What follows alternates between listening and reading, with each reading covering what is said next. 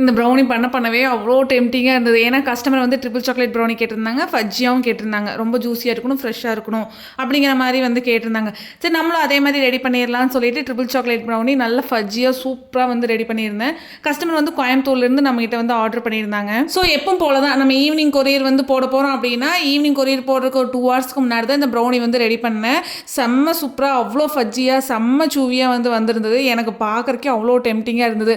நான் 6 மணிக்கு தான் கொரியர் போட போகிறேன். ஒரு 4 மணிக்காடு தான் இந்த ப்ரௌனி எல்லாமே வந்து நான் செஞ்சு முடித்தேன். அப்புறம் ஒரு 5 o'clock வந்து பேக் பண்ணி அதுக்கப்புறம் கொண்டு போய் தான் நான் வந்து கொரியரே போட்டேன். ப்ரௌனி சாப்பிட்றதுக்கே அவ்வளோ சூப்பராக இருக்கும். அதுலேயும் இந்த மாதிரி ட்ரிபிள் சாக்லேட் எல்லாம் போட்டு சாப்பிட்டோம் அப்படின்னா இன்னுமே டேஸ்ட் வந்து அல்டிமேட்டாக இருக்கும்.